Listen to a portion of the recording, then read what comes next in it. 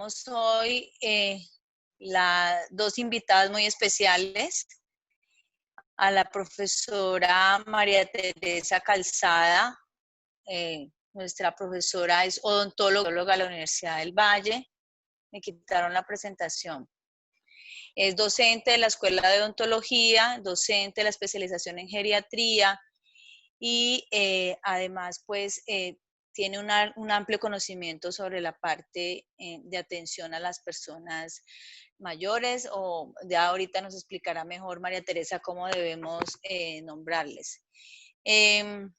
También, por favor, María Teresa, me pone la presentación de la doctora Eliana Patricia Dueñas. Es médica, es especialista en medicina interna en geriatría de la Universidad de Caldas y especialista en medicina familiar de la Universidad del Valle, docente de la Facultad de Salud de la especialización de geriatría, y nos explicará también desde su formación cómo estamos entonces en estos tiempos de COVID, tomando acciones de salud pública para abordar los riesgos que están enfrentando la población adulta mayor en nuestra ciudad y en nuestro contexto regional. Entonces, estimada María Teresa, bienvenida y muchas gracias por aceptar la invitación. Vamos a tener la metodología, me gusta siempre explicarle a las personas para que sepan cómo vamos a trabajar. Les recuerdo mantener sus micrófonos y sus cámaras cerradas. Vamos a usar, para permitir que el tiempo nos permita responder a la mayoría, o así no a todas las preguntas, a la mayoría, les vamos a pedir que hagan preguntas por el chat. Y la profesora María Teresa me ha pedido que le colabore, digamos, presentándole las preguntas que vayan surgiendo cuando estemos en el momento de preguntas. Y bueno, nuevamente entonces, muchísimas gracias y bienvenidos todos. Profesora María Teresa. Mil gracias, profe María Fernanda. Muy buenas tardes. ¿Se escucha bien? Perfecto. Perfecto. Entonces, inicialmente, mil gracias. La profesora Eliana, Patricia y yo, María Teresa, pues te agradecemos especialmente a ti, María Fernanda, por esta invitación para participar en este ciclo de conversatorios de lo que ustedes muy bien denominan Escuela Abierta, Salud Pública en tiempos de pandemia, programados por la Oficina de Extensión y Proyección Social de la Escuela de Salud Pública de la Facultad de Salud de la Universidad del Valle.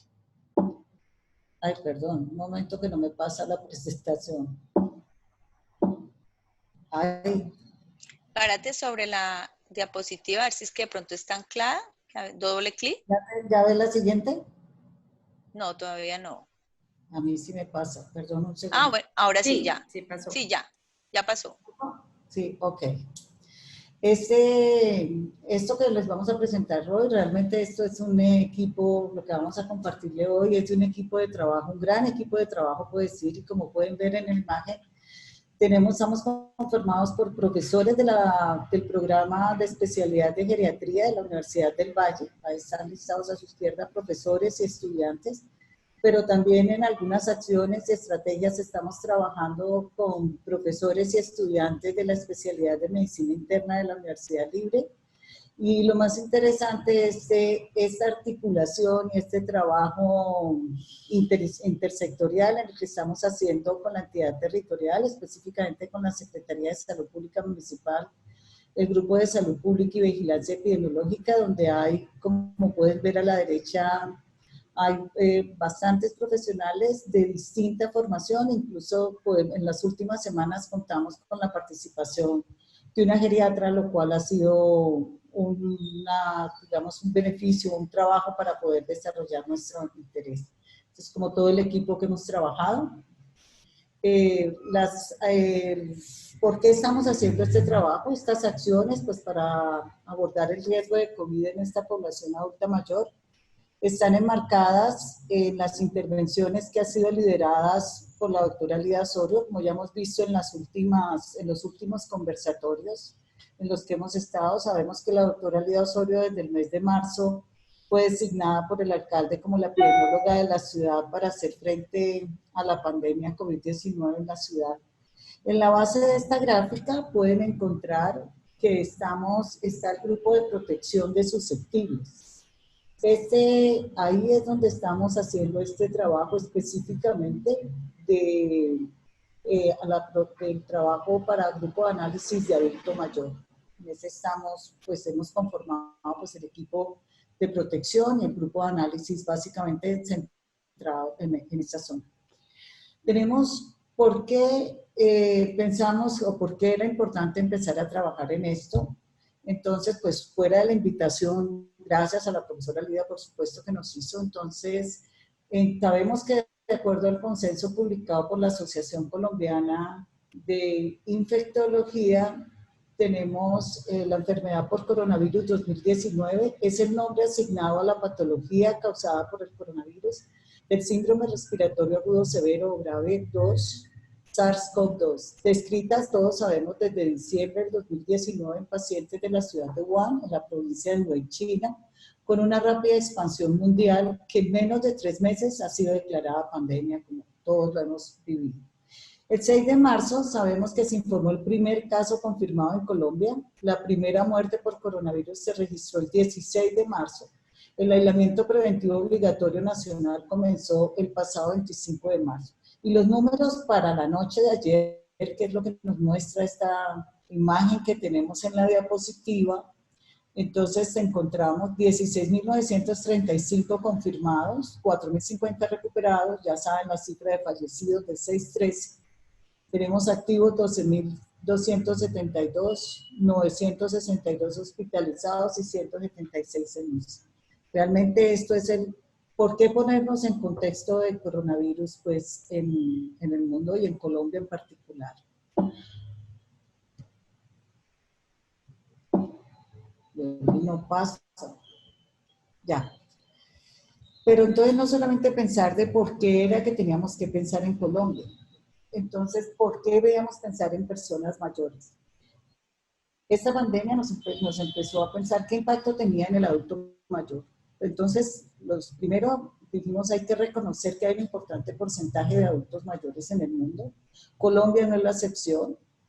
Los adultos mayores de 65 años representan, de acuerdo al último censo, el 9.1% de la población. Pero en Cali vemos el índice de envejecimiento también ambos con fuente de DANE. En el índice de envejecimiento que tenemos un gran porcentaje de índice de vejez alto. 11 comunas tienen un índice de vejez alto en el que pueden encontrar en la ciudad de Cali. Por lo tanto, esto es una alerta realmente para identificar por qué debemos pensar en personas mayores en Cali y en la ciudad.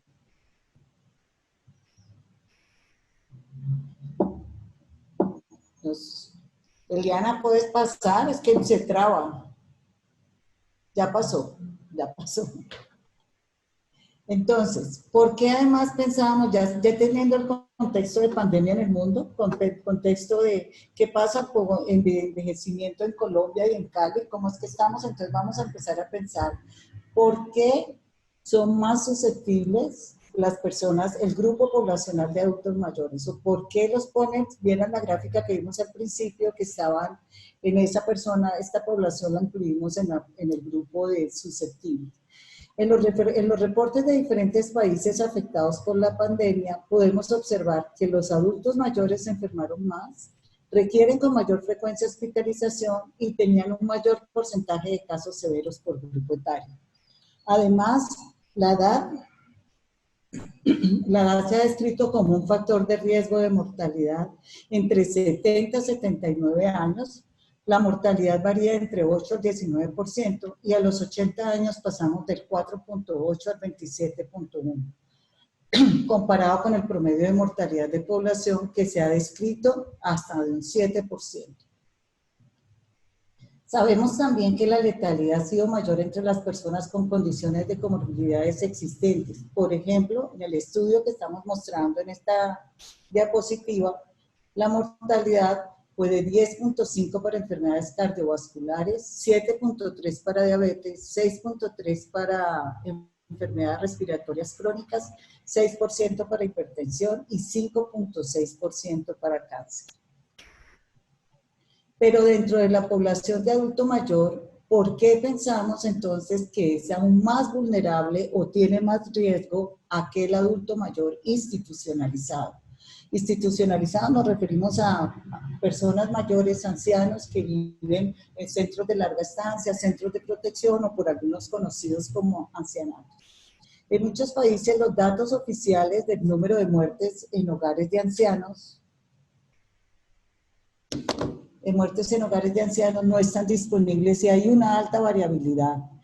Del total de muertes, los adultos mayores institucionalizados representan desde menos del 0,1% que pueden ver en la primera barra que encuentran a la izquierda hasta casi un 62% en la barra de la final que encontramos en Francia. Los datos, la variabilidad es muy alta. Los datos oficiales sobre el número de muertes entre los residentes de hogares de cuidado vinculados a COVID-19 no están disponibles en muchos países, pero cada vez un número mayor estamos, para suerte nuestra, empiezan a publicar resultados y datos. Debido a las diferencias en pruebas de disponibilidad, políticas o enfoques para registrar las muertes, las comparaciones internacionales en ocasiones pueden ser difíciles. Pero debemos tener en cuenta que existen 3 enfoques principales para cuantificar las muertes en relación con COVID-19. Muerte de personas que dan positivo, sea antes o después de su muerte. Muertes de personas sospechosas de tener COVID-19 según los síntomas. Y muertes ya pasando cuando comparamos el total de número de muertes con las de las mismas semanas en años anteriores. Siguiendo con el análisis de por qué establecer o por qué dejar claro que el anciano institucionalizado tiene un gran riesgo o es más vulnerable. Tenemos datos oficiales de 13 países que sugieren que la proporción de residentes de hogares de cuidado cuyas muertes están relacionadas con COVID-19 tiende a ser menor en los países donde ha habido menos muertes en total.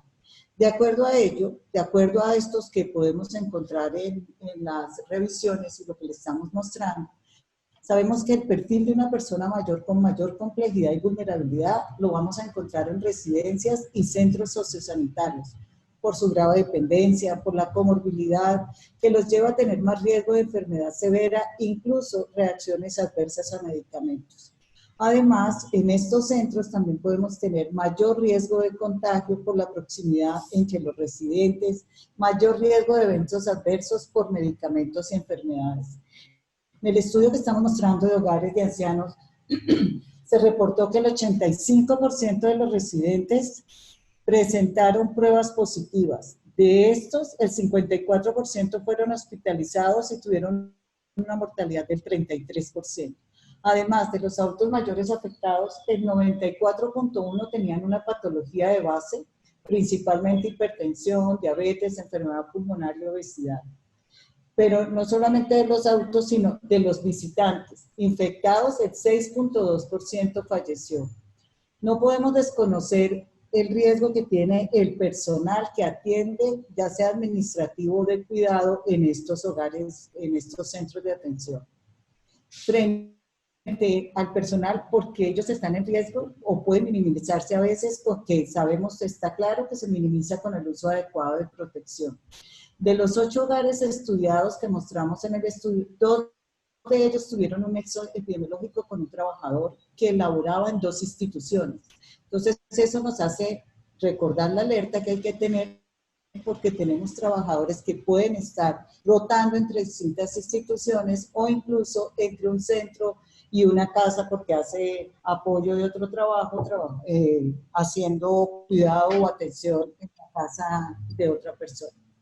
Las principales fallas estuvieron relacionadas, como están listadas allí, que estuvieron personal que trabajó mientras se encontraba sintomático, un inadecuado uso de elementos de protección o una demora en el reconocimiento de los casos.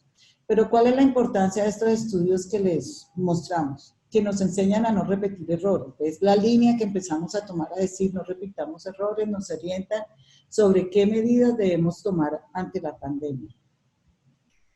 Por eso, con base en eso, han salido lineamientos básicos para los centros de protección. ¿Cuáles? La OMS ha dado pautas para la prevención de infección en centros de protección para todos los que tenemos, no solo la OMS, de ahí se han aplicado Se han hecho resoluciones específicas para país, para la región, para la ciudad específicamente que han hecho, en el cual ellas incluyen principalmente aislamiento y distanciamiento social, que ha demostrado ser la principal medida para evitar el contagio.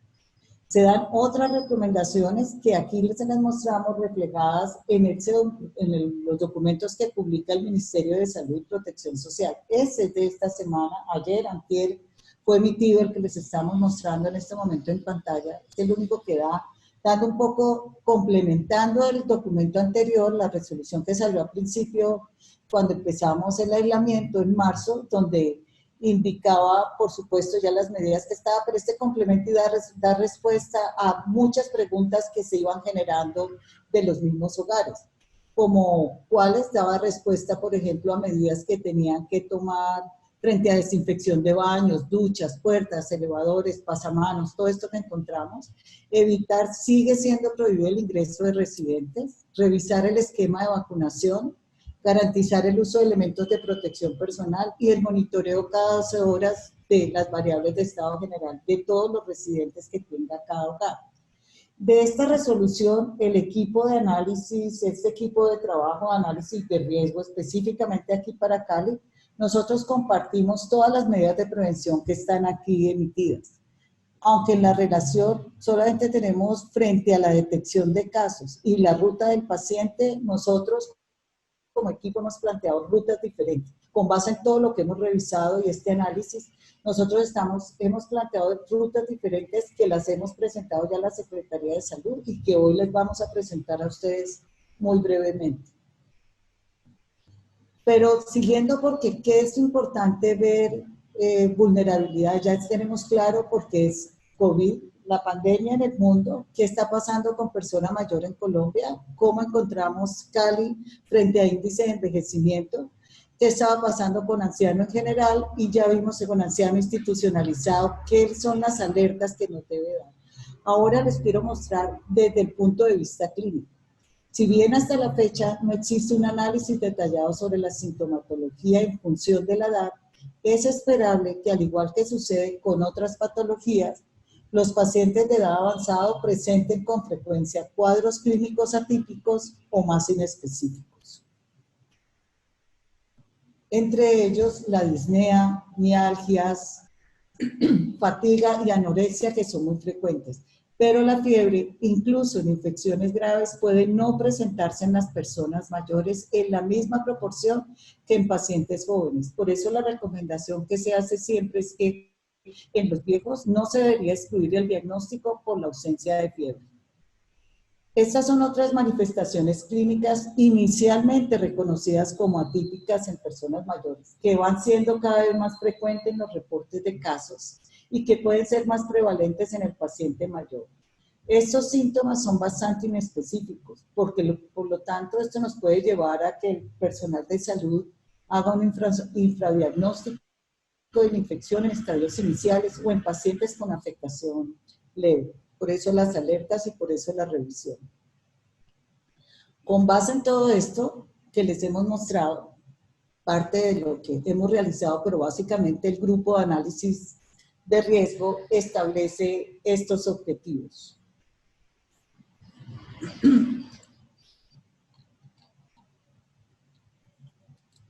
Los objetivos. Primero, reconocer el impacto que tenía el COVID-19, lo cual, pues, parte de lo que hemos presentado es el soporte. Por supuesto, prevenir la infección por SARS-CoV-2 en hogares de larga estancia, también conocidos, y aquí en Cali los identificamos, en Colombia se identifican por norma como centros de protección social de adulto mayor. Identificar y seleccionar instrumentos de evaluación geriátrica rápida, establecer la ruta de diagnóstico y nivel de atención en los adultos mayores institucionalizados, definir los criterios de toma de decisiones en triage, cuidado crítico y cuidado paliativo en adulto mayor y activar las rutas de remisión y contrarremisión de adultos mayores institucionalizados. Esto que está en los objetivos es lo que les mencioné hace un momento, que frente a las directrices hasta esta semana del Ministerio, nosotros coincidimos en mucho, pero consideramos que esto que estamos planteando es el complemento necesario para precisamente enfrentar el gran reto que tenemos, que es prevenir pues, la infección, mortalidad y todo lo que hemos visto en las personas mayores en la ciudad. Para esto, entonces, para estos objetivos que ya les leí, pues hemos hecho varias estrategias que son las que nos invita, las que queremos presentarles hoy. Realmente son simultáneas, intersectoriales, han sido planteadas y concertadas con la academia, la entidad territorial, el gremio que tiene que ver con geriatría y gerontología, y las vamos a conocer a través de lo que resta de la presentación. Primero hicimos un trabajo, lo que encuentran allí, la identificación, unos censos, recoger una información para poder tener las bases de datos que nos pudiera dar unos análisis, saber la realidad de cómo está en ciudades, centros de protección social de adulto mayor, una geocodificación como parte de toda esta estrategia que ha liderado la sala situacional y que hace una semana nos mostró el profesor Daniel, para llegar a identificar cuáles serían los elementos de vulnerabilidad para identificar qué perfil de riesgo podemos establecer entre adultos mayores, pero no solo en el adulto mayor, sino por supuesto en los centros de protección social. Eso ha generado, pues ha derivado en que tengamos como parte del ejercicio y desarrollo de esos objetivos, que ha sido la generación de instrumentos, algoritmos para la toma de decisiones.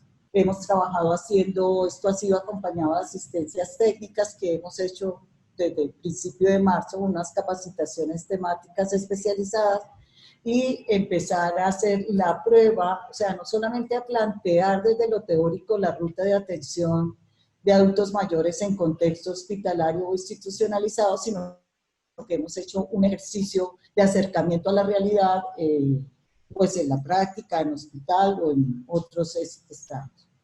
El primer punto que les había mencionado, la identificación de las personas mayores, ese fue, como menciono, el punto de partida, y que iniciamos estableciendo dos criterios para identificar la población de adulta mayor. La persona mayor que está en contexto de comunidad y la persona mayor que está en contexto de ser un entorno institucionalizado o en los centros que he mencionado. ¿Para qué? Teníamos la meta de poder incluir la mayoría de actores posibles que conviven, comparten, atienden o cuidan a las personas mayores en ambos entornos. Para eso, a la derecha hemos trabajado tanto con la Secretaría de Bienestar Social como la Secretaría de Salud Pública Municipal, agremiaciones que tienen que ver privadas y públicas de la ciudad y prestadores de servicio que tenemos. ¿Cuál era el propósito? Que encuentran allí es lo mismo que está establecido desde un inicio por la Sala Situacional de Vigilancia Epidemiológica liderada por la profe Lida. Entonces establecimos cuáles fuentes de información, dividimos, como ya hicimos teniendo dos criterios, entonces empezamos a identificar con base en tener los actores que participan en redes sociales informales y formales, que sabemos siempre que están relacionadas con las personas mayores. Informales como la red primaria, por ejemplo, los familiares, los convivientes, los vecinos, los amigos, parientes. Otro grupo de informales que los clasificamos como secundarios, ya de grupos comunitarios, clubes, organizaciones de compañeros, que me puede servir todos estos para viejo que está en comunidad. Y otros formales dentro de lo institucional por organizaciones públicas, privadas y comunitarias. Es una lista de parte de los que hicimos el primer acercamiento para obtener información e identificar dónde estaba. Como mencioné, ya tenemos bastante avance de las que hemos logrado con las agremiaciones privadas, la Secretaría de Salud Pública Municipal, y está en curso de terminar de entregar para análisis la base de lo que es la maneja la Secretaría de Bienestar Social, que tiene un registro de 35.000 personas mayores que son los beneficiarios de los programas oficiales del Estado.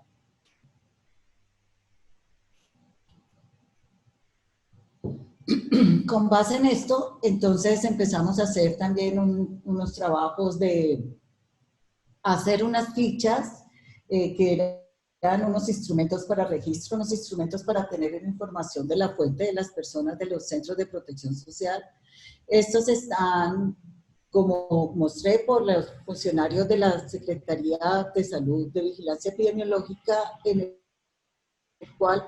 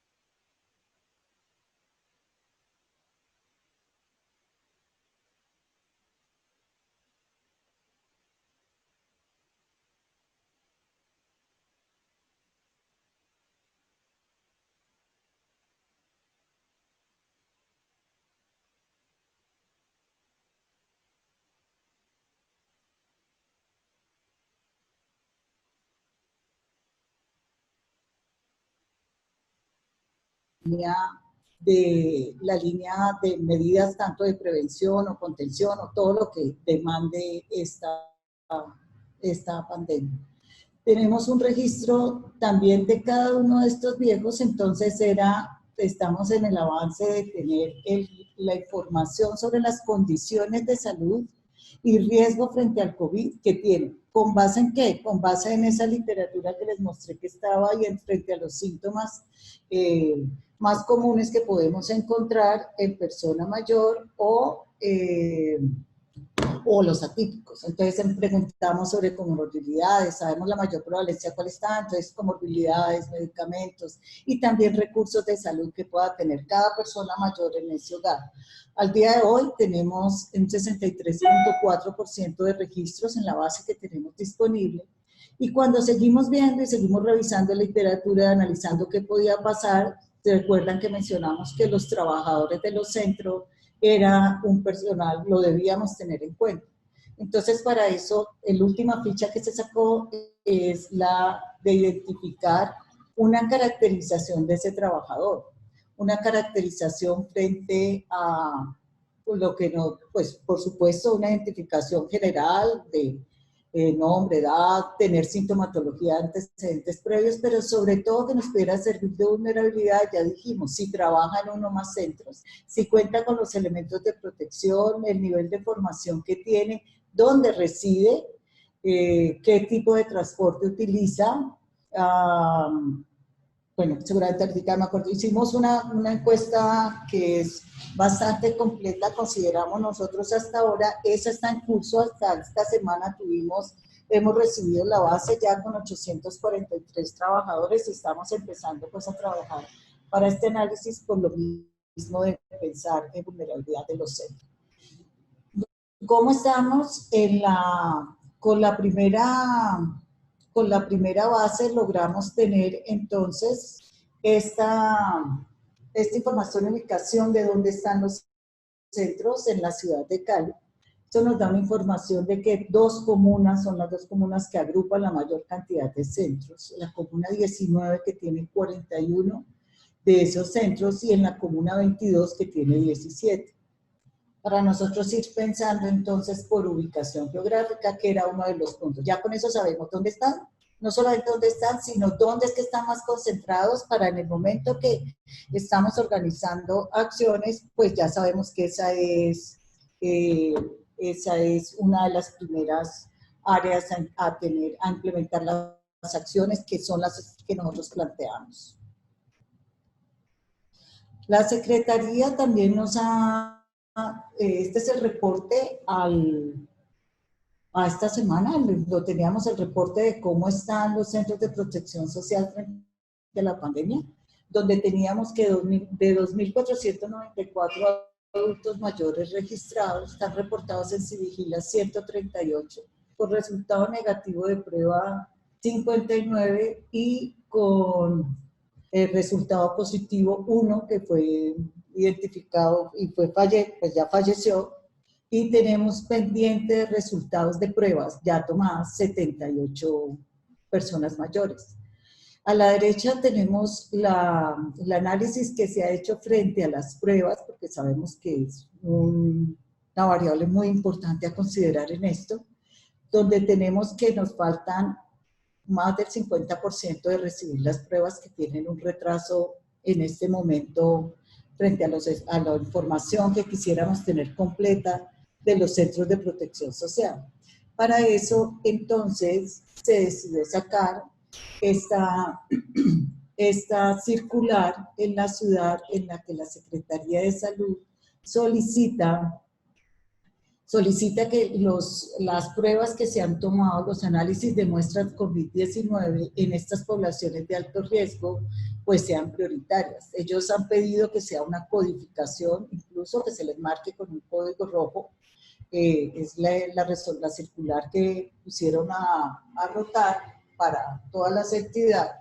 Entonces, para tener que fuera con código rojo las poblaciones institucionalizadas, no solo en los centros de protección, que son los que hemos venido estudiando, sino también en los hogares de paso y en los albergues que se pueden encontrar transitorio para personal de cada población que esté en situación de calle.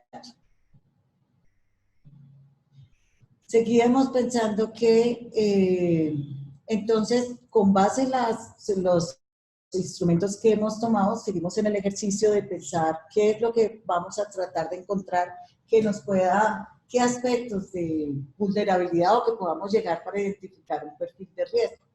Llegamos entonces, esta tabla ustedes van a encontrar a la izquierda la densidad de los centros según el número de residentes. Los hemos agrupado en 3 grupos, pero ahí podemos identificar más del 90% tienen un número menor a 50 residentes. Ahí mismo, ustedes a la derecha encuentran una información sobre relación de personal por cada persona mayor. En este momento el análisis lo estamos completando hasta llegar a identificar, porque ustedes pueden ver que incluso tenemos 5 trabajadores un número a veces pues puede ser alto de trabajadores por número de viejos que pueda tener para atender. Pero vamos a empezar a identificar cuál es el rol que tiene ese personal que está allá al lado, si es administrativo, si es de soporte de cuidado, si es el que alterna solamente en algunas de las terapias en la que está para llegar, tratamos de llegar a la minucia mayor, pero entre más información podamos tener, pues vamos a tener un panorama más completo para el perfil de riesgo de estas instituciones, que es la meta que tenemos. Otras variables que hemos identificado, por supuesto, al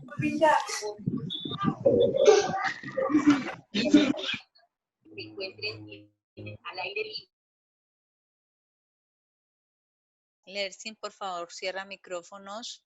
Es la que tiene mayor área de influencia, pero otro insumo importante es el que identifica, que vemos aquí a la derecha, si los centros cuentan con servicios de área protegida. Esa distribución que nos presenta la tabla es de que 79 hogares a esta semana reportan que sí tienen, aunque frente a esto también estamos haciendo una indagación porque frente a los proveedores de servicios de área protegida o servicios de emergencia, en este momento pueden estar, lo tenemos por centro, pero hay que especificar porque ellos en algunos establecen es un contrato por usuario, no por centro.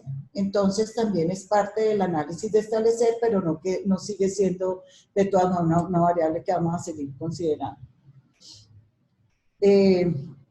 Otra de lo que hemos mirado frente a poder identificar perfil de riesgo es la capacidad, lo hemos denominado la capacidad instalada, y estos 2 aspectos son muy importantes para el planteamiento de la ruta de atención y el trabajo que se debe hacer tanto en anciano en contexto de la institución y luego cuando se va a hacer la ruta de atención, que también les vamos a presentar ahora, sobre cuando ya vaya a ser atendido en hospital, ya por contagio de COVID.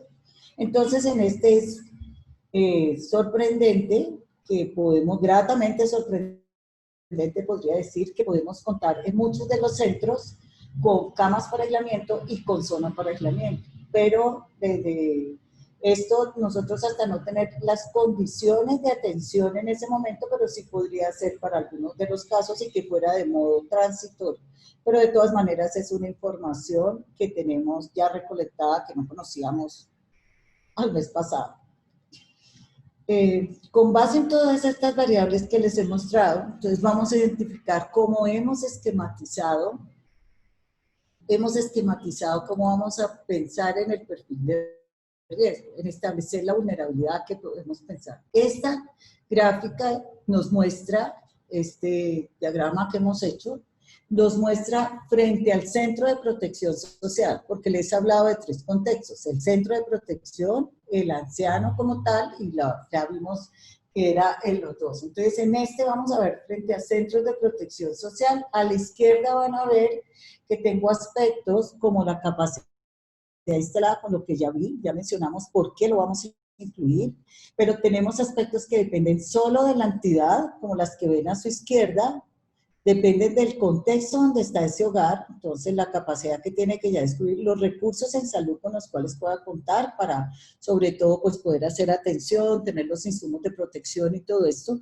La ubicación que tenemos en ciudad, todos sabemos que la ciudad como estrategia, el profesor Daniel nos lo presentó la semana pasada, ha establecido unos microterritorios donde está con mayor, es donde más concentración de casos probables o confirmados en la ciudad, entonces la ubicación del centro, eso también lo vamos a tener en cuenta.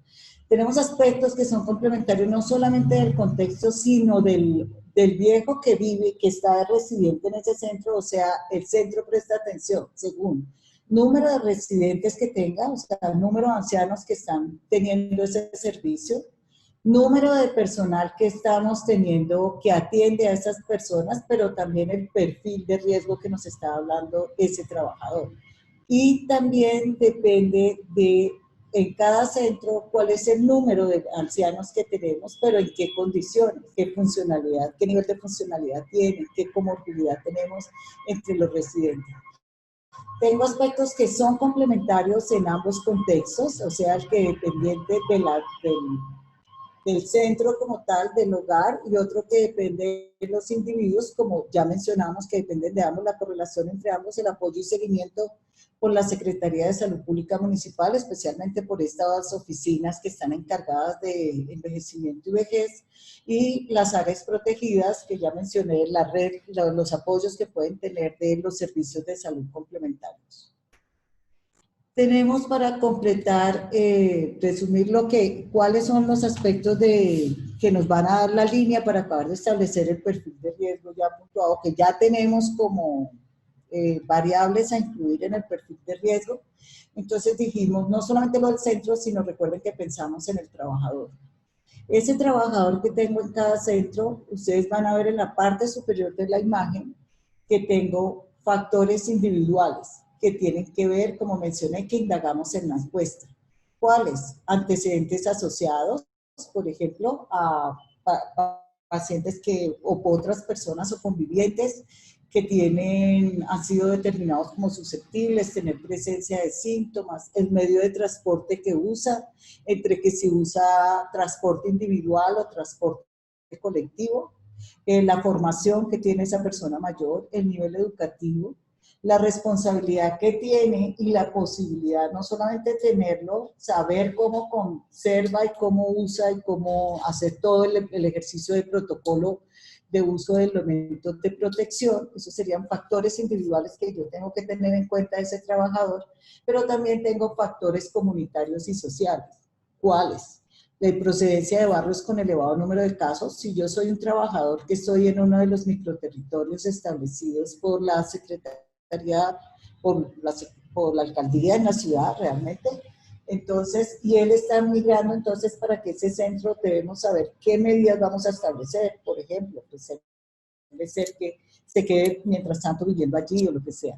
Con quien convive, las condiciones de los convivientes que son, o que tengo un conviviente que ha sido que está en aislamiento por COVID-19, es un exento de las normas de aislamiento, o sea, es un mensajero, otro trabaja en la construcción, cualquiera de estas normas de excepciones que nos han, esas excepciones de norma que nos ha dado el Estado frecuentemente, o si convive con alguna de las poblaciones de grupo de riesgo, como embarazadas o que personas con una comorbilidad. Pero eso no solamente se me da la clasificación de seguridad del trabajador, ahí vemos hacia la izquierda que la línea que encuentro a la izquierda, que si cumple esos requisitos para nosotros es más seguro, mientras que las que vamos viendo a la derecha nos va bajando el nivel de seguridad frente a ese trabajador, con lo cual no quiere decir que va a perder su empleo, sino que vamos a tomar unas medidas o indicaciones precisas para que vayan a hacer. Pero ese trabajador no solamente frente a lo individual, sino para desarrollar su trabajo, entonces en el margen de la derecha van a encontrar qué aspectos de esas condiciones de ese centro de protección son los que de pronto pueden estar, de pronto no, están muy relacionados con esa labor de cuidado y atención que hace en cada centro de protección. ¿Cuál? El grado de dependencia, por ejemplo, que tengo entre las personas, a los ancianos que tengo que asistir, si el anciano tiene un grado de dependencia mayor, síndrome geriátrico, según el estadio en que se encuentre, la comorbilidad es presente, si el modo, la manera en que están siendo atendidas, por supuesto. Y las condiciones específicas del centro de protección. Conocemos seguramente muchos de nosotros diversos tipos de centros de atención, unos con unas infraestructuras locativas absolutamente deslumbrantes, con muchos recursos, otros que vemos de menor condición, inclusive que en algunos podemos encontrar aspectos como hacinamiento o algo mayor en este momento. Con base en todo esto y en estas dos últimas que resumen lo que hemos encontrado en la base, lo que nos ha dado la literatura para llegar a establecer el perfil de riesgo, entonces nosotros hemos planteado, tenemos esta gráfica, nosotros la llamamos ¿por qué es la intencionalidad de priorizar los centros de protección social?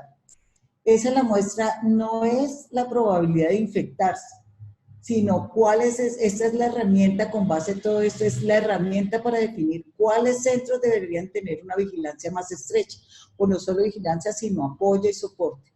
Con base en eso, si nosotros con la Secretaría, con el equipo de envejecimiento y vejez de la Secretaría de Salud Pública, entonces empezamos a determinar, de generar una semaforización entre la discriminación de riesgo para presentar la infección por SARS-CoV-2, es decir, de presentar COVID-19, y la de establecer el riesgo de síndrome geriátrico, pensando que eso nos podía permitir una priorización en la prevención de situaciones de salud muy importantes que todos reconocemos. En este momento, como ustedes ven en la gráfica, no es posible establecer el riesgo de síndromes geriátricos porque la información no se encuentra en la totalidad de los ancianos. Para eso necesitamos el dato de salud de cada persona mayor. Sin embargo, nos muestra, aquí podemos encontrar que es la importancia que nosotros le damos de que es importante y muy oportuno caracterizarlos en la medida que vamos a ser profesionales formados o profesionales capacitados como geriatras, médicos familiares, médicos internistas en que puede estar, en el que vamos a encontrar. Por este motivo, nosotros seguimos en nuestra ruta de priorizar en la valoración de los factores relacionados ¿con qué? Con número, funcionalidad y comorbilidad. Cualquiera de ellos o todos juntos en el riesgo de COVID. Cuando ahora la profesora Eliana nos va a mostrar la ruta y el trabajo que tengamos, podemos completar, van a poder completar esta ruta que esta intencionalidad que tenemos de priorizar los centros de protección social de adulto mayor, en el que está, para poder que tenemos en cuenta. Entonces, lo que he mencionado, eso me resume lo que hasta ahora podemos encontrar. Podemos encontrar allí que en cualquiera de los casos siempre, seguramente ahora la profe Eliana que nos muestre cómo va a ser la ruta, pero en cualquiera de los casos todos se comunican ante el CRUIS-SICO, pero es importante tener en cuenta que el área protegida que nosotros veníamos pensando desde los centros podría significar una mejor oportunidad en el destino de atención. Todo eso nos va dando como una idea de un flujograma que vamos a poder tener para implementar eso. Por último, frente a esta parte, entonces, nosotros, toda esta identificación que hemos hecho, desde la geoidentificación, tener instrumentos de evaluación, la geocodificación que estamos haciendo, el plantearnos cuál es el riesgo y revisar, hemos planteado que lo que sigue para implementar una semaforización. Una semaforización que hasta ahora ya vemos que tenemos información, como la que ven en la parte de arriba y que les mostré en las tablas, pero que seguimos confirmando con base en las bases, que sí, los registros de los datos que nos siguen llegando, en lo cual seguramente vamos a tener información complementaria para establecer cuál va a ser frente a comorbilidades, dependencia y la categorización geriátrica que nos va a presentar la profe Eliana a continuación. Entonces, la última estrategia de la que les vamos a mencionar tiene que ver con desarrollos técnicos en geriatría. Me voy a dejar de presentar, porfa, Eliana, para que sigas con desarrollos técnicos en geriatría. ¿Están viendo la pantalla? No, ya me desconecto. Ah, sí, perdón, sí.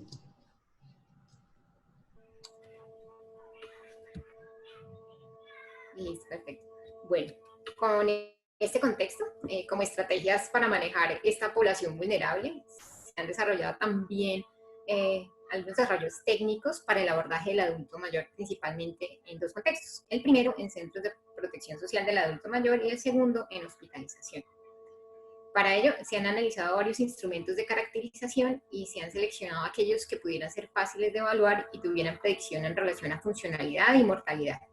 El objetivo finalmente, ¿cuál es? Establecer algoritmos para toma de decisiones y definir rutas de atención que aseguren, por una parte, una atención de calidad para el adulto mayor institucionalizado y por otra parte, racionalizar el uso de servicios de salud para todos los adultos mayores. Y es lo que vamos a ver ahora, las guías que se han elaborado desde la Universidad del Valle y como un trabajo conjunto intersectorial para la atención del adulto mayor en el contexto de la pandemia COVID-19. La primera guía que vamos a ver es la de atención en salud para el adulto mayor institucionalizado con COVID-19. Esta guía nació de la necesidad de plantear estrategias reales y también estrategias tangibles para la prevención y el manejo de los pacientes adultos mayores con COVID-19 en los centros de protección social del adulto mayor. Incluye desde la caracterización de la población del adulto mayor institucionalizado, pasa por la prevención de la infección, la definición de la ruta de remisión y contrarremisión y la orientación sobre el cuidado paliativo que pueda ser aplicado en un centro asistencial de acuerdo a lo que se delegue por la entidad territorial para este fin. Entonces, ante la inminente introducción del coronavirus en estas instituciones, se propone dividir las acciones en dos fases de respuesta, una de preparación y otra de contención. Estas fases deben ser adaptadas de acuerdo a los recursos económicos, los recursos físicos y el talento humano de cada uno de los centros de protección social. Un elemento fundamental es la vinculación de organismos gubernamentales y no gubernamentales de la región que faciliten de igual forma la implementación de esta estrategia. En la fase de preparación se planea primero caracterizar la población, ¿sí? Esta caracterización va a basarse fundamentalmente en una valoración de fragilidad. Segundo, en la presencia de enfermedades con un estadio avanzado o con alto riesgo de progresión a través de un instrumento que se denomina NECPAL, que ahorita se los mostraré. Y tercero, evaluar si existen voluntades anticipadas por parte del adulto mayor institucionalizado. En esta fase también se adecuarán áreas de transición para pacientes con sospecha de infección, que servirán para realizar el aislamiento en la fase siguiente de contención.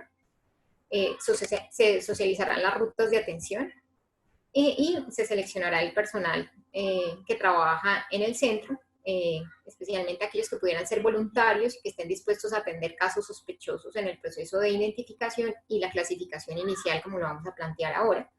De igual forma, se reforzarán las medidas preventivas ya instauradas para evitar el contagio en cuanto a restricción de visitas, distanciamiento social, medidas de protección personal tanto para residentes como para trabajadores en cuanto a uso de elementos de protección y organización de horarios, por ejemplo, de evaluación de los residentes y horarios de alimentación. También se ha considerado el uso de tecnologías de información y comunicación para la atención médica y el contacto con los familiares. y medidas de prevención para evitar el distrés psicosocial y el deterioro funcional durante el confinamiento. La caracterización inicial de estos adultos mayores en los centros de atención de protección social del adulto mayor se ha planeado que se realice por parte de un geriatra.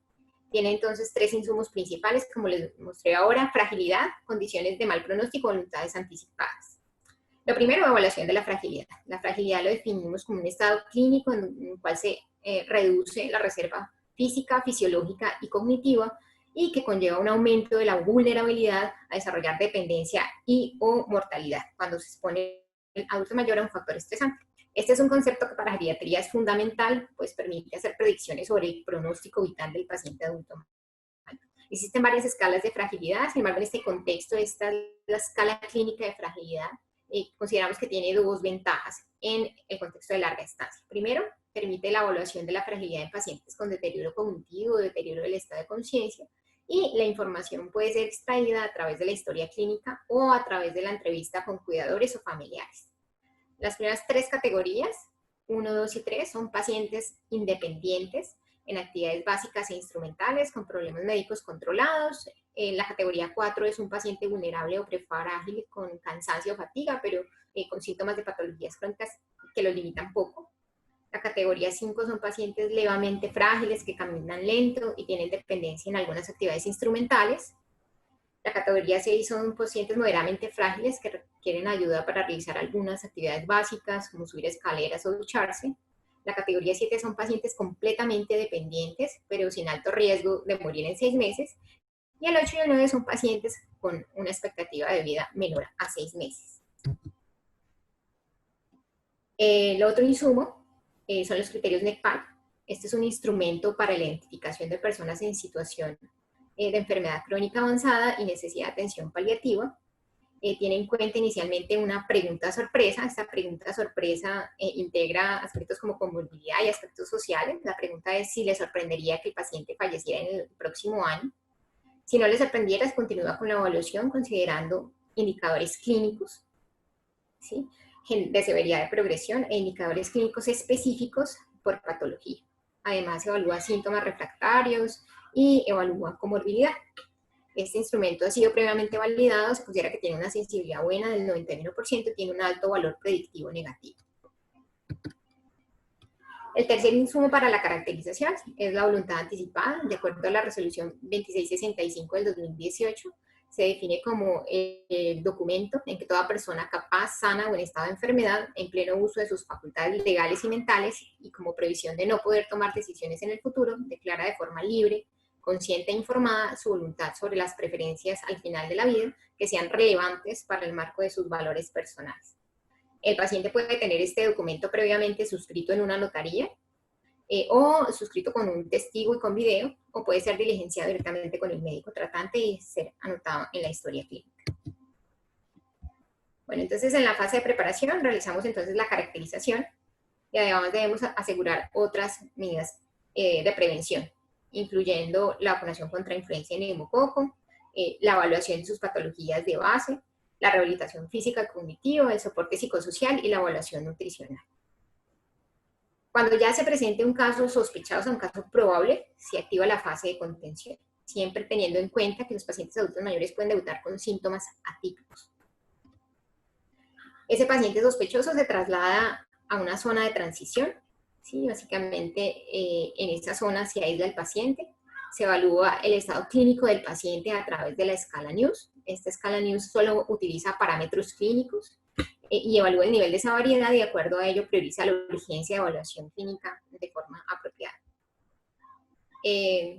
Este paciente, de igual forma se deben identificar las personas que tuvieron contacto con el paciente, tanto los trabajadores como otros residentes, y esos, de acuerdo a la categorización de riesgo, se trasladarán a una zona intermedia también para evaluarlos, inicialmente desde el punto de vista clínico y tomar las pruebas necesarias. El objetivo inicial es brindar una terapéutica adecuada y contener la propagación con este aislamiento en zonas de riesgo. Se realiza inmediatamente la notificación, ya sea al CRU o al psico, y de acuerdo a la escala de fragilidad que ya se había evaluado previamente, entonces se considera que si el paciente tiene una clasificación de 6 a 9, se deriva a manejo médico no invasivo, Si es un adulto mayor con una clasificación de fragilidad de 5, se evalúan estos criterios de mal pronóstico de NECPAL. Si tiene factores o patologías de mal pronóstico, se deriva a manejo no invasivo. Si no tiene estas patologías de mal pronóstico, se evalúan voluntades anticipadas. De igual forma, las personas que tienen una clasificación de 1 a 4 se evalúan voluntades anticipadas. De allí, si tienen voluntades anticipadas y se niegan a un manejo médico invasivo, se derivan a manejo médico no invasivo. Si no tienen voluntades anticipadas, se evalúa la severidad a través de la escala NEWS. De igual forma, los pacientes con clasificación 5 y con sin criterios de enfermedad avanzada, y de ahí se derivará a través del CRUBEL-SICO al manejo de acuerdo al nivel de severidad. Es importante aclarar que el manejo no invasivo incluye el diagnóstico diferencial, la prevención de síndromes y condiciones geriátricas, el manejo de soporte y el manejo sintomático. Es decir, son pacientes no tributarios a UCI, pero que reciben un manejo pertinente en relación a su condición y a su pronóstico vital. Ya en relación a criterios de evaluación del adulto mayor en el centro hospitalario, vamos a hacer algunas consideraciones. Este protocolo en paciente hospitalizado se elaboró para cuando entremos a la fase 4 de la pandemia, cuando esperamos una transmisión sostenida con un posible colapso de los servicios de salud. En ese contexto es fundamental definir cómo se van a distribuir los recursos, especialmente aquellos recursos que son escasos, por ejemplo, los recursos de UCI. Sabemos que en algunos países la edad ha sido un criterio de reorientar esfuerzos terapéuticos y ya hay propuestas locales al respecto. Sabemos como geriatras que hay limitaciones, sin embargo queremos bajo el ojo de la evidencia disponible y los principios éticos racionalizar estos enfoques. Recalco, este protocolo de hospitalizado va dirigido a orientar conductas en la fase 4 de la pandemia y va orientado principalmente a personal médico no geriatra, quienes al fin al cabo van a evaluar de primera mano estos pacientes en el ámbito hospitalario. Se plantea entonces ese algoritmo de acuerdo inicialmente a dos criterios principales. Primero, ¿sí?, los niveles de gravedad establecidos por el consenso colombiano, inculcados por la Asociación Colombiana de Infectología, y segundo, los criterios de fragilidad que vimos ahora. Estos criterios de fragilidad se debe evaluar la fragilidad de cómo se encontraba el paciente 15 días previos al ingreso. A nivel hospitalario, esta escala de fragilidad tiene unas ventajas, puede ser evaluado fácilmente por médicos de urgencias y UCI, tiene un periodo corto de evaluación, tiene una buena predicción en relación a resultados en pacientes críticos y tiene una buena correlación interobservador, entre otros estudios. Un aspecto fundamental a tener en cuenta es la realización de un diagnóstico diferencial, considerando otras posibles causas del deterioro respiratorio del paciente y teniendo en cuenta que podríamos estar ante un paciente que tiene una patología con un manejo ya conocido y un mejor pronóstico, por ejemplo, un paciente con neumonía adquirida en la comunidad o una tuberculosis miliar. Sin embargo, también hay que reconocer que el paciente puede tener piojos dipolas, es decir, puede tener una neumonía bacteriana y una neumonía por COVID-19. En pacientes inicialmente con enfermedad no complicada, una neumonía leve sin otros factores de riesgo clínico diferentes a la edad y sin factores de mal pronóstico, se sugiere aplicar los protocolos institucionales. Muchos de estos protocolos basados en el consenso de la Asociación Colombiana de Infectología. En adultos mayores que vayan a la comunidad, de acuerdo a este protocolo, se recomienda hacer un seguimiento telefónico a las 24 a 48 horas y dar claridad sobre los signos de alarma para reconsultar a urgencias. Sabemos que esta enfermedad es impredecible y un paciente puede complicarse de un momento a otro. En pacientes ahora con neumonía leve, con factores de riesgo, factores de mal pronóstico, con sepsis o neumonía grave, pero sin falla ventilatoria, recomendamos evaluar la escala clínica de fragilidad. Una escala de 1 a 4, ¿sí?, se recomienda aplicar los protocolos institucionales. Los pacientes con clasificación 5 y 6, individualizar. ¿Por qué individualizar? Porque estos pacientes tienen un riesgo de mortalidad intrahospitalaria que puede ser del doble o el triple en relación a esta clasificación 1 a 4. También pueden tener con más frecuencia reacciones adversas a medicamentos, pero también pueden tener peor pronóstico presentando complicaciones severas. Por ello se recomienda individualizar en relación a la comorbilidad y el pronóstico y en cuanto a las interacciones farmacológicas, considerando ajustes en las dosis de los medicamentos, tanto los medicamentos antiinfecciosos como los medicamentos que el paciente tiene para el manejo de sus patologías de base, estableciendo un seguimiento estricto para vigilar complicaciones. Los pacientes con clasificación de 7 a 9 se derivarán a manejo médico no invasivo, teniendo en cuenta que en ellos realmente la mortalidad intrahospitalaria es alta y la mortalidad a un año después de una hospitalización puede llegar a ser más del 60%. Consideramos que el manejo antiinfeccioso en este grupo de pacientes es muy bajo debido a que el perfil de reacciones adversas es muy alto. Ahora en pacientes que tienen criterios de ingreso a UCI y tienen criterios de falla ventilatoria, lo primero que recomendamos es valorar voluntades anticipadas. El paciente se ha negado a recibir un manejo invasivo, el paciente va a manejo médico no invasivo. Si no tiene voluntades anticipadas, valoramos la escala de fragilidad. Los pacientes con escala de 6 a 9 irían directamente a manejo no invasivo. Los pacientes con clasificación 5 se evalúan patologías de pobre pronóstico de acuerdo al NECPAR. Es decir, pacientes con enfermedad neurológica degenerativa, con disfagia neumonía recurrente, pacientes con demencia avanzada, pacientes con oxígeno requirientes, con insuficiencia cardíaca sintomática o una obstrucción severa, pacientes con una enfermedad cardíaca crónica con un EJA 3 o 4, o una enfermedad valvular severa no quirúrgica, o una enfermedad coronaria no revascularizable, o una fracción de eyección menos del 30%, pacientes con enfermedad hepática avanzada definida con un carcinoma hepatocelular en estadio C o D, pacientes con enfermedad renal crónica, un grado 4, no candidatos a tratamiento sustitutivo o a trasplante, y una enfermedad oncológica con cáncer metastásico o local regional avanzado. Si este paciente presenta alguna de estas situaciones, se deriva a manejo médico no invasivo. Si no las tiene, y de igual forma los pacientes con clasificación de fragilidad 1 a 4, se valoran criterios de severidad. ¿Cuáles son los criterios de severidad que valoramos? Pacientes con una escala de NIUS mayor igual a 7 con lesión irreversible, pacientes que ingresan con paro no presenciado, un SOFA más de 15 o un SOFA más de 5 por más de 5 días sin mejoría, una falla de 6 órganos, estos pacientes se derivarían a manejo médico no invasivo. Aquellos que no tienen esos criterios entrarían a la unidad de cuidados intensivos o cuidados intermedios, se valorarían cada 48 a 72 horas, y si el paciente presenta paro cardíaco, persistencia de desarrollo de falla orgánica dual, no mejoría en el estado respiratorio o hemodinámico, la recomendación es ser evaluado por un equipo interdisciplinario para considerar la posible reorientación del esfuerzo terapéutico y considerar un manejo médico no invasivo. Ya el paciente con sospecha de COVID hospitalizado, que se recupera, en caso que el paciente tenga una prueba negativa, pues se da el manejo de la patología que causó su sintomatología respiratoria, y en el momento en que se encuentre estable, se debe asegurar un aislamiento por 14 días. Ese aislamiento, si el paciente estaba institucionalizado previamente, se debe realizar en un nivel 1 o 2, como hospitalizado, o en un hotel antes de regresar a la institución, para evitar un posible contagio. Pacientes con prueba positiva han de recibir el manejo específico, su prueba de control a los 14 días, y cuando ya se esté estable se debe asegurar un aislamiento por 21 días, igualmente en un nivel 1 o 2 como hospitalizado o en un hotel. ¿Listo? Para regresar nuevamente a la institución o el hogar geriátrico. Esta es la ruta que resume cómo se orienta el adulto mayor institucionalizado. En los centros de protección del adulto mayor se realizará la caracterización de los pacientes. En caso de un caso sospechoso, se actúa esta ruta prioritaria, ¿sí? Se realiza la valoración con el NIUS, ¿sí? Y se comenta con el SUBCOP o con el CRU. Se define el sitio de atención de acuerdo a la clasificación de fragilidad, como lo vimos ahora, ya sea que haya sido clasificado previamente o porque se clasifique a través de la consulta con geriatría. Se remite entonces a un primer, un segundo nivel o un tercer nivel, dependiendo de los criterios, y así se aplicaría el protocolo de atención del adulto mayor hospitalizado.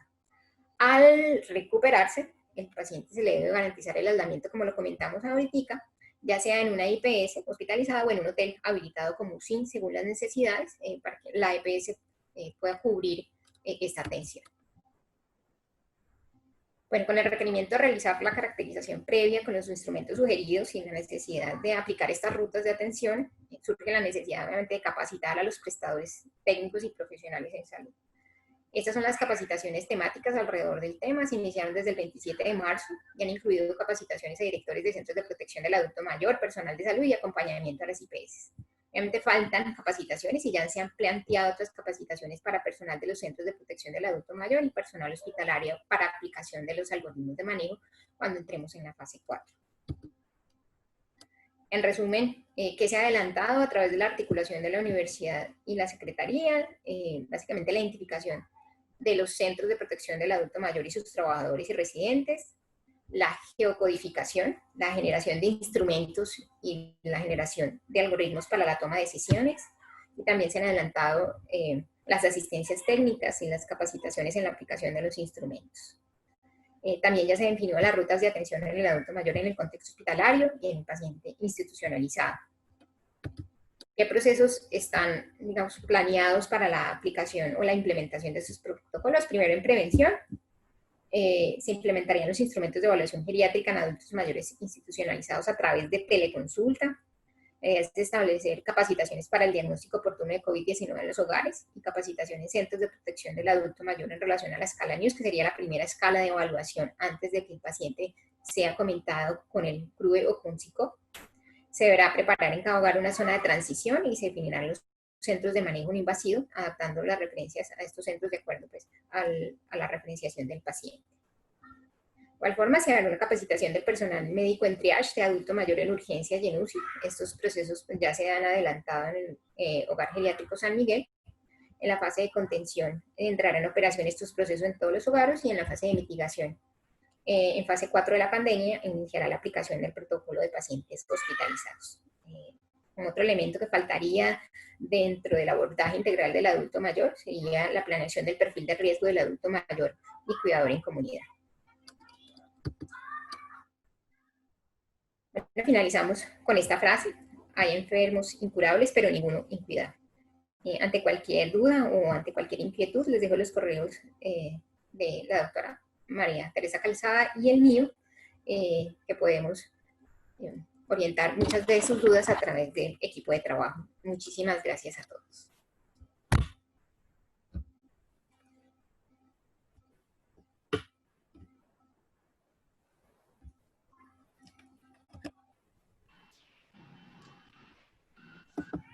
Hola, ¿me escuchan?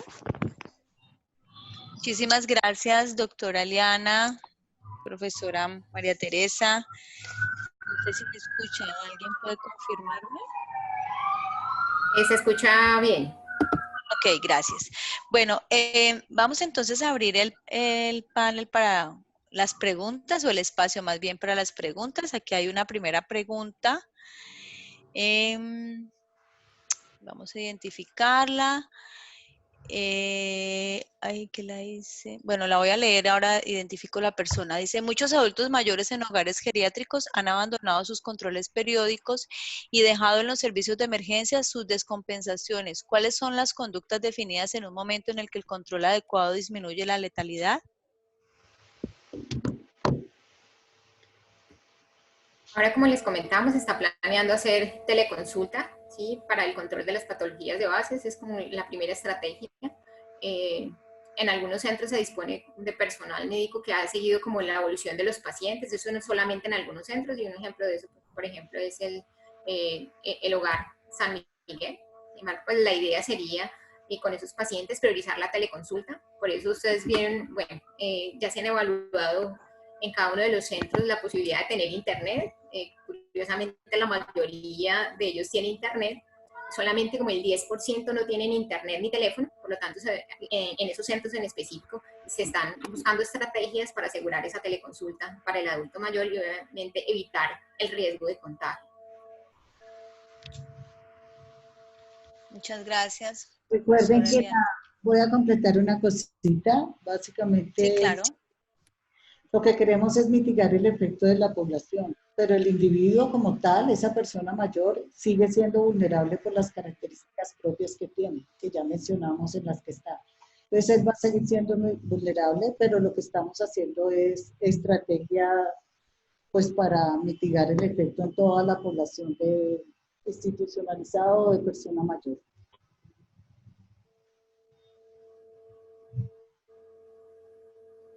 Bueno, no sé si alguien más tiene alguna pregunta. Yo no sé, no identifico preguntas aquí en el chat, o si alguien quiere pedir la palabra, lo puede hacer.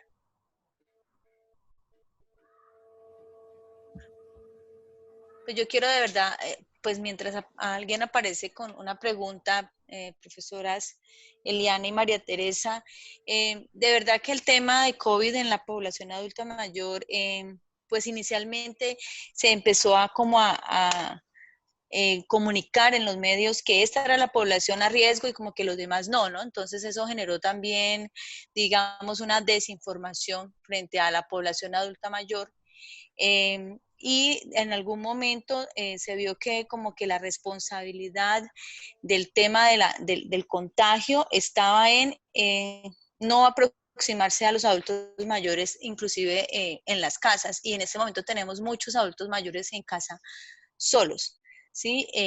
Atendiéndose ellos mismos, de pronto hasta personas que los cuidaban, o sea, ya no los están cuidando.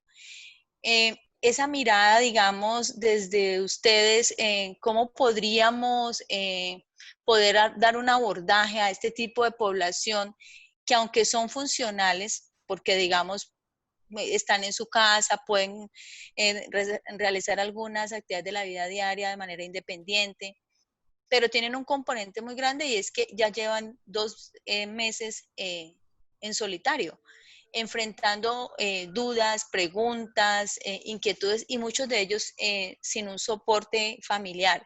Entonces, entiendo que esta estrategia que ustedes nos han compartido enfoca, pues, obviamente el riesgo para los adultos mayores institucionalizados, pero ¿se ha pensado ya empezar a trabajar para los adultos mayores que están en casa y que están en esa condición?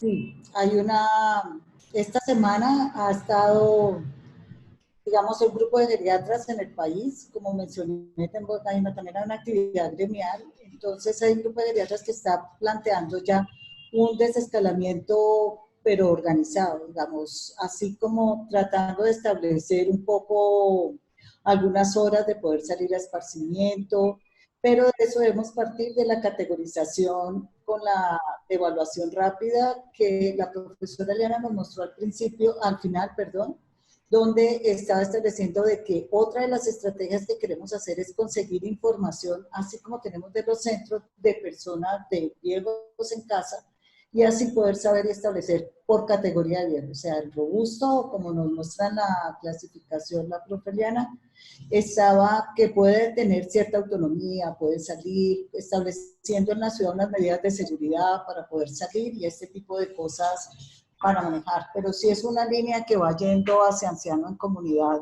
en la que está el país, que seguramente en las próximas semanas yo creo que van a salir directrices, pero la línea es a flexibilizar un poco la norma para los mayores. Eliana, ¿algo de adicionar? No, habíamos conversado y como les comenté, es uno de los pendientes que tenemos grandes para la evaluación integral del adulto mayor. Hemos priorizado obviamente institucionalizado y hospitalizado, Claro. preocupaciones que nos han generado las orientaciones en otros países, pero este es un elemento que sí lo hemos pensado, pero no hemos establecido medidas ya con la Secretaría.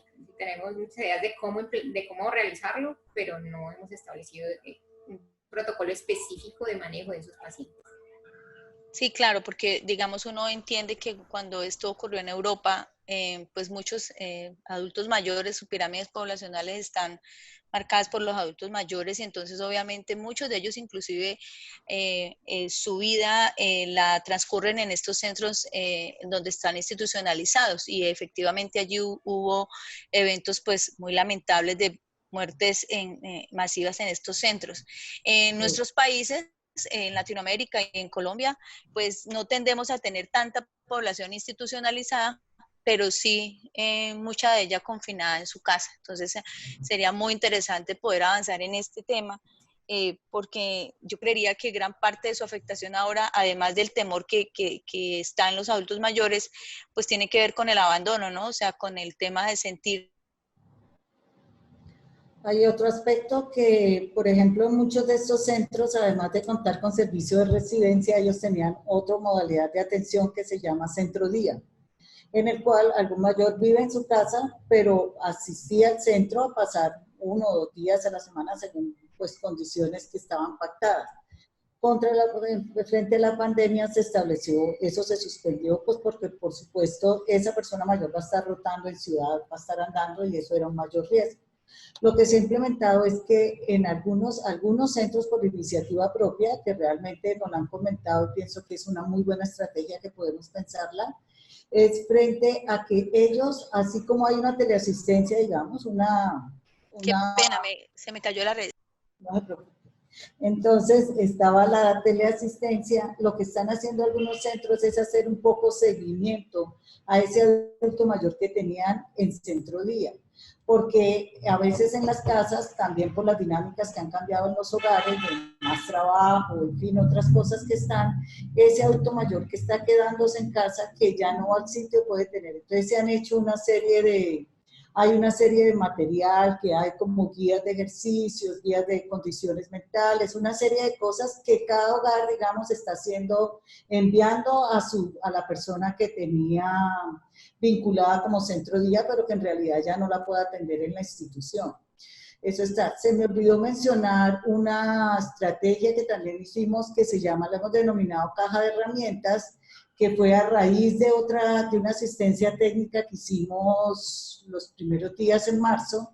Entonces, de ahí, a través del funcionario Jorge Otero de la Oficina de Envejecimiento y Vejez de la Secretaría de Salud, lo que hicimos es un enlace que él tiene y comparte con estos hogares, y ahí lo que hemos puesto es una serie de material de consulta, todas las infografías que salen, las resoluciones, y ahí entonces vamos a empezar a montar actividades, por ejemplo, guías que ya han sacado muchas disciplinas, fisioterapia, todos los cognitivos que pueden ser ahí, y esto es un instrumento que de pronto podría servir, y ya miraremos la estrategia de cómo sea la difusión. Pero es algo, otra mirada de otro viejo, pues para tener en cuenta. Ok, María Teresa, como se me cayó la red, si había alguien que había escrito alguna pregunta en el chat, lo perdí. Entonces, no sé si alguien tiene una pregunta para hacerle a las profesoras. Yo vi las preguntas, vi algunas preguntas, entonces creo que hay una que, digamos, hace parte como de la temática que abordamos ahorita. Una de ellas está relacionada con dónde se van a hacer los aislamientos de los pacientes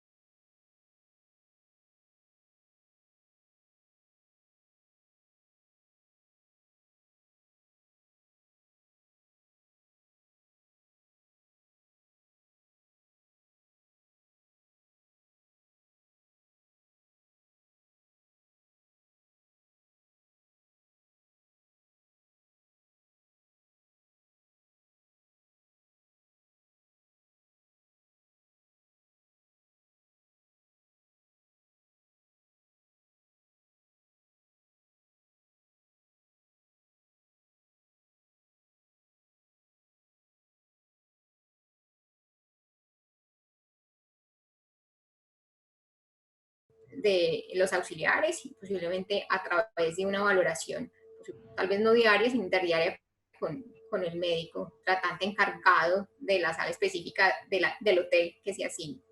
Entonces son pacientes que van a estar, digamos, vigilados, ¿sí? Con auxiliares y de acuerdo al nivel de atención, al menos con una valoración médica, porque desde la Secretaría se ha planteado de esa forma, como hospitalización nivel 1 o 2, o a través de hoteles en forma, digamos, bajo la figura de UCI.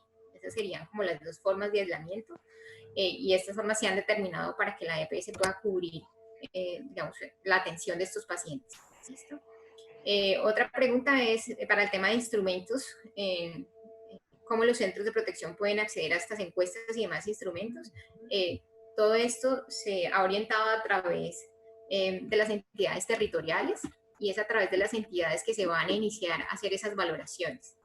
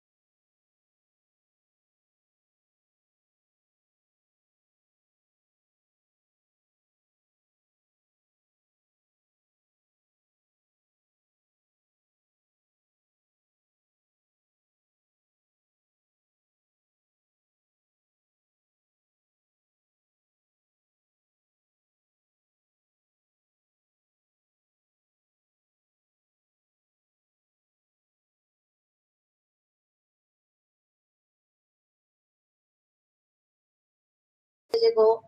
Entonces está, lo que puede hacer el centro es hacer todo este acompañamiento video, todas estas cosas con uso de tecnologías en la que el familiar puede estar acompañando, pero en realidad en este momento es mejor priorizar la protección a esa persona mayor que está institucionalizada. Hay otra, frente a lo que decían a los instrumentos, que cómo puede ser acceder a las encuestas, a los censos que estamos haciendo. Entonces deben estar registrados con la Secretaría de Salud. Ahorita les vamos a compartir el enlace de pronto con la Secretaría de Salud, con la que pueden hacer los registros de los centros, y a través de lo mismo esta entidad territorial les envía los censos, como hemos mencionado, que se les mandó a los 127, de los cuales ya nos han registrado. Es muy importante que estén todos registrados, y así es, porque además esto se está enlazando, esta información se enlaza con la información que maneja la oficina de adulto mayor en el ministerio, que están tratando de hacer toda una dinámica de tener la información completa sobre centros, además para así tener de pronto estrategias nacionales sobre cosas de recursos, en fin, otras que están.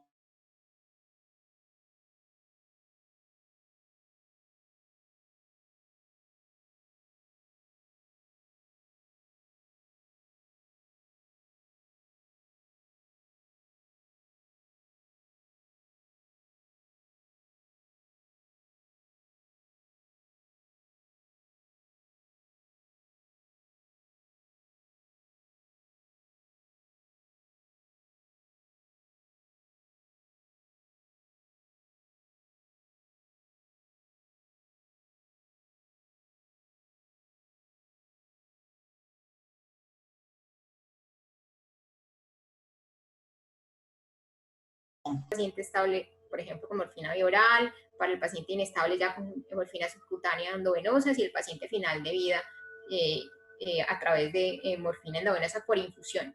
La idea es que, bueno, obviamente el manejo de la tos, el manejo de la fiebre, el manejo del dolor, todo está incluido en esta guía, inclusive en el hospital universitario, ya la guía de hospitalizado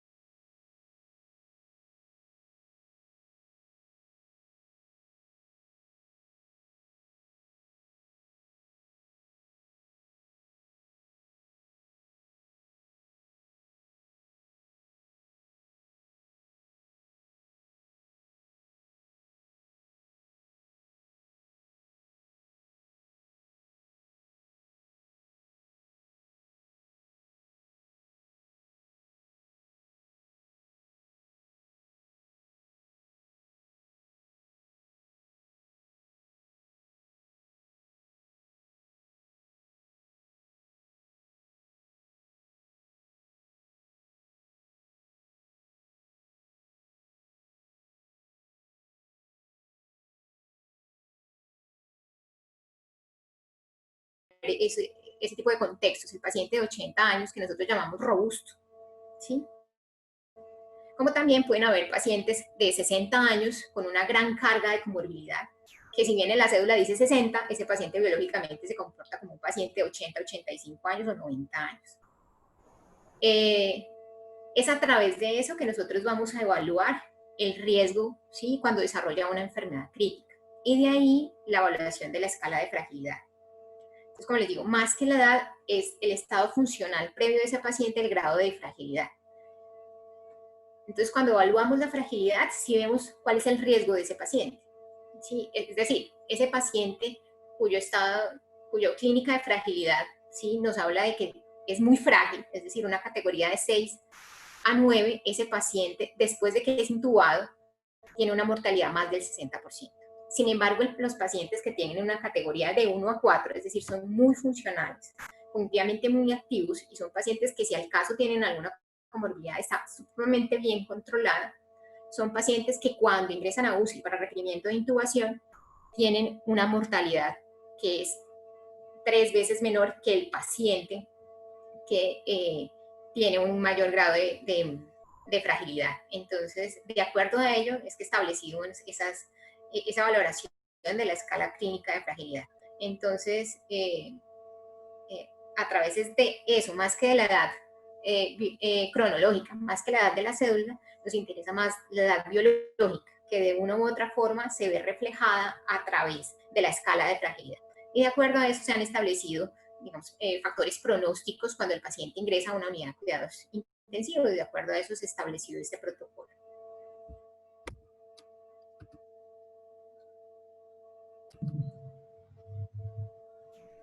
A ver, tenemos.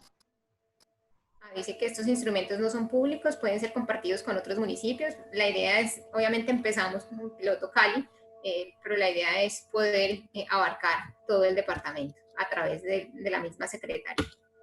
Sí, estamos empezando ese ejercicio ya que con base en esto que hemos hecho, estamos empezando el ejercicio para departamento. Entonces, pero sí, la idea es que, como ya vimos los resultados que nos han dado estas estrategias, pues que se puedan replicar por lo menos a departamento.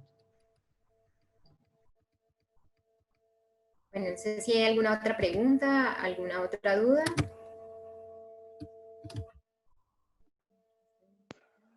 Hola, qué pena que por fin pude volverme a conectar.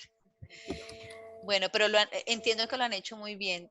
Yo no sé si hay más preguntas. Acá habla, no sé si ya habían leído esta de las 4 hermanas de 70 y 79 años que viven en una casa solas, bien ventiladas, 2 salen a la calle esporádicamente, pero preguntan si pueden contagiarse mutuamente. Estarán tomando las medidas de precaución que hay que tener todos los que salen a la casa, sería la primera pregunta. Porque si están... Yo no sé si soy yo, pero no entiendo que están hablando, María Teresa, tú estás hablando, se oye entrecortado, no sé si los demás escuchan bien. Frente a No la eso, escucho bien. cualquier persona que sale a la calle, pues están unas medidas de control que debemos tener al salir y al regresar a casa. La pregunta sería si las 4 hermanas, las que están allí, 2 que salen, suponemos que son las que han sido designadas para salir porque cumplan seguramente unas condiciones de autonomía o algo que puedan tener, pero la primera cosa es verificar que al regresar a casa hagan lo que hacemos cualquiera de nosotros cuando salimos a calle, de tener esta protección porque el riesgo sí sigue estando. Y ellas pues ya vimos el riesgo por ser mayores, que puede ser más alto. Hola. ¿Qué más habrá? ¿Hay alguien más? ¿Qué más? Me escucho súper mal, qué pena. Yo no sé si me están escuchando, yo me voy a excusar. Profesora María Teresa, usted de la casa, ¿me escucha? Sí, Profesora, gracias.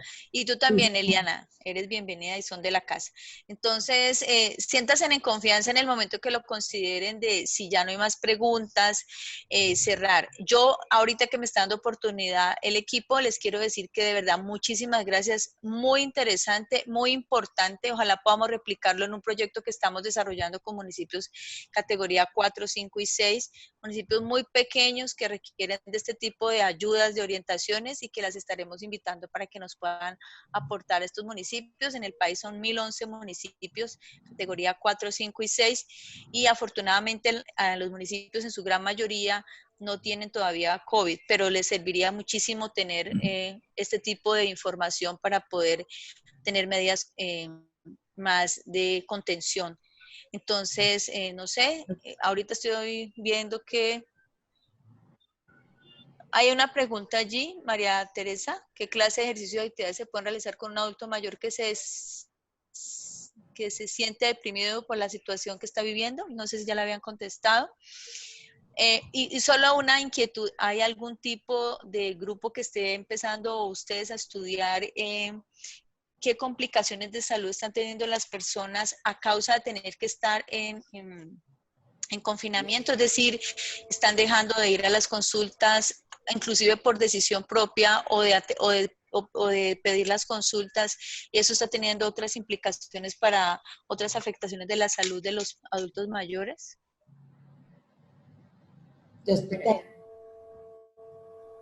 En relación a clase de ejercicio y actividades de un adulto mayor y cómo se puede dar también el soporte psicosocial, podríamos de pronto compartirles algunos materiales educativos que se han realizado al respecto, para, digamos, poder soportar un poco esta situación en casa. Hay materiales que ya se han establecido como recomendaciones para realizar actividad física del adulto mayor y también algunas recomendaciones pues, para mantener la salud mental, que es uno de los elementos más críticos cuando estamos hablando de adulto mayor confinado. En relación a cuál ha sido el impacto, sabemos que ha tenido un impacto en el control de patologías, dificultades en la entrega de medicamentos. Son pacientes que, si bien algunas IPS han establecido métodos de teleconsulta, muchos de ellos han tenido dificultades en ingreso a estas teleconsultas. Obviamente muchos no tienen la posibilidad de salir para reclamar los medicamentos, y en algunas partes no se ha priorizado la entrega de los medicamentos con ellos. Entonces sabemos que hay problemas, no hemos cuantificado eso, cuánto está afectando al adulto mayor, o qué porcentaje está afectando, o qué porcentaje de los ingresos de urgencias representan o reflejan esta problemática. Sabemos que existe, pero no tenemos datos específicos.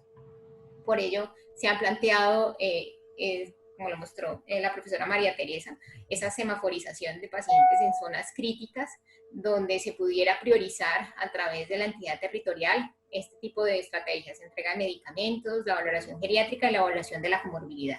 Entonces, se ha planeado desde la entidad territorial abordarlo, sin embargo, hasta todavía es un tema que está pendiente por abordar. Creo que no hay más. Hay otra pregunta de la guía del adulto mayor, ¿dónde está el cuidados paliativos? ¿Sabes dónde lo puedo conseguir? La guía de nosotros se fundamentó en la guía de la Asociación Colombiana de Cuidados Paliativos y está en la página de ellos. Entonces tomamos en parte este material y posteriormente pues ya vamos a elaborar el material para poder socializarlo, el que nosotros creamos para la institución. Pero parte de eso es de pronto para tener un fundamento. La Sociedad de Cuidados Paliativos colombiana ya sacó sus guías de cuidado paliativo para COVID. Son guías muy prácticas, muy concretas, y también dan una orientación del manejo de estos pacientes.